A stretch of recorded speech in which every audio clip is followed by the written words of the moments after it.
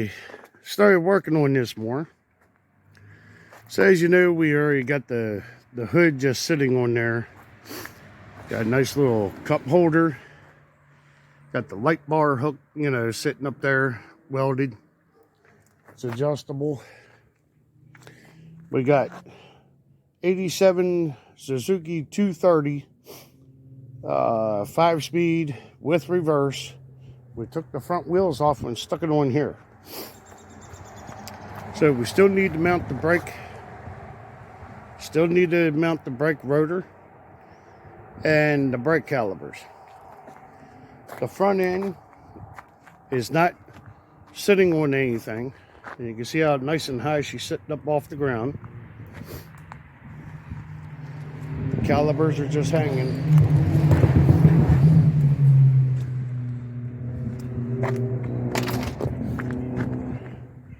This is basically what the inside is going to look like. I even thinking about putting a light here. Yeah, there you go. Kind of like a dome light. Face down on the dash so you can see what you're doing.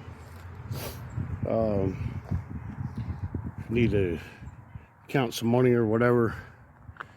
Flip through a few things, whatever. You'll be able to do it. And what's a cool buggy without a cell phone charger? So I'm going to mount the cigarette lighter or USB port in the dash where you can plug in your cell phone. So it'll hang down underneath the dash.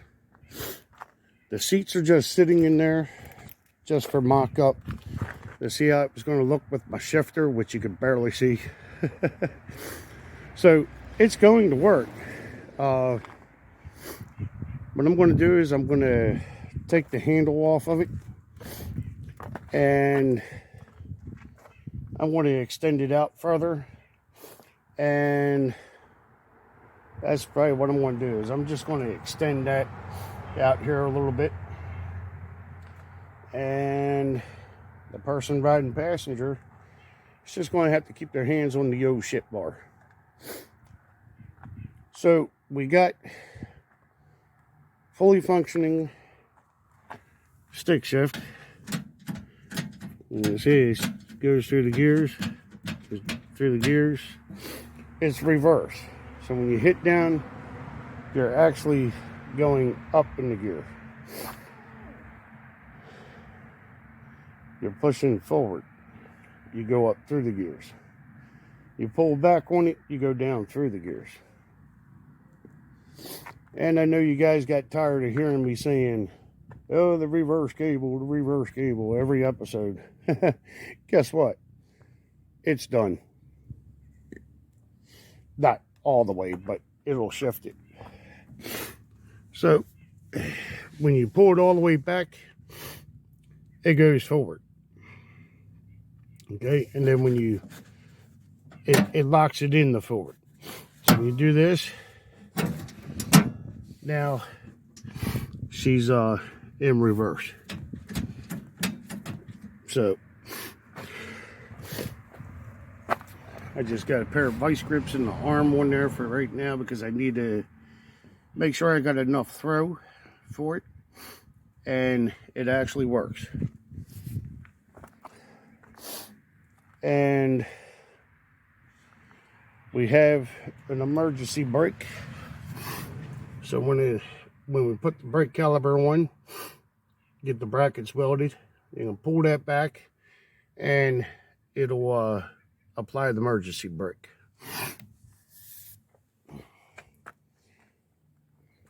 And we got the functioning gas pedal. Full open throttle, wide open throttle, and closes all the way up. So that's perfect. Then, as of yesterday, boy, did I work my tail off getting them on there. Still not finished. Still looking for some reinforced washers so I can weld them in there and make it part of the rim. And then I'll be able to take the lug nuts off and not have any issues. So we are very close to being fully wired.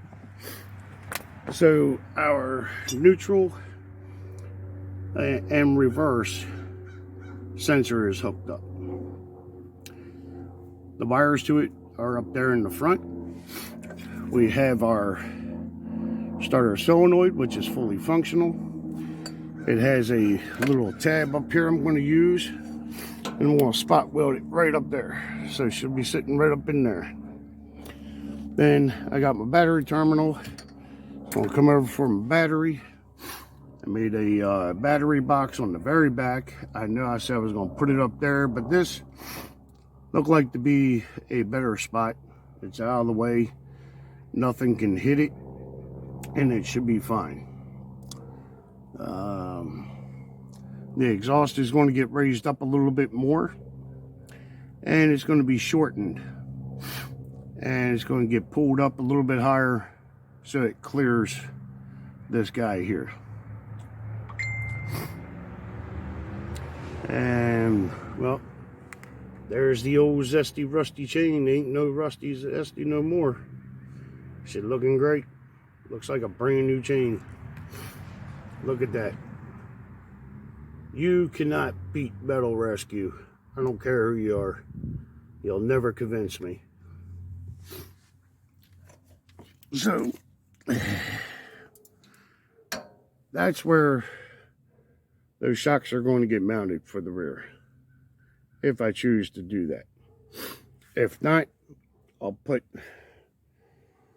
this guy, the lower end of it, it has a spot for a ball hitch for a trailer, so that may make its way back on there. Haven't fully decided yet, but it just may end up back on there somehow. So this is what it looks like from behind. Oh, and I also changed my idea about the tail light. So I took that from Q.U.A.D. 300, and it's just held on there by a pair of vice grips for now. But with the bolt holes that are here, I'm going to grind the frame a little bit, and then I'm going to plug weld it. And then you can take the screws off from here to be able to change the bulb.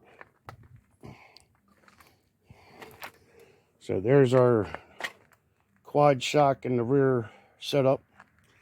And you can see clearly the reason why that exhaust has to be shortened. It don't look right. So the passenger seat is not going to lay back that far for obvious reasons. You can see down in there the heat shield. You can see, and the decompression lever is directly digging right in the back of there. But if I slide the bottom of the seat back some, raise the backrest up, it's not going to be an issue. And then what I'm going to do is I'm going to weld the joints on that so you can't lean back. And I'm going to put a brace back here right across the shoulders, and it's going to press outwards to keep the seat from going back. The driver's seat will be just fine where it's at. And I'm going to have to change to a different style headlights because they're drawing too much power. But that's the overall of basically what she's going to look like. Looks dang on near almost OEM, which is what I was after. But just with bigger wheels. See there? Those are Suzuki 230, which is this bike here. And I'm going to have plans for this. Haven't decided yet, but I really like how that frame really closely resembles a modified dirt bike frame. Haven't decided how and what I'm going to do with it yet. But I know she's going to be a lot longer. But I mean, look at this, guy. Look at that thing. Tell me that don't look better. So that's how she's going to be. Hope you guys enjoy. Thank you for watching. And as always, hit the like and subscribe button. It'll really help me out. And I hope you guys enjoy it. And I hope you guys come back. Thank you much and have a good one. See you next time.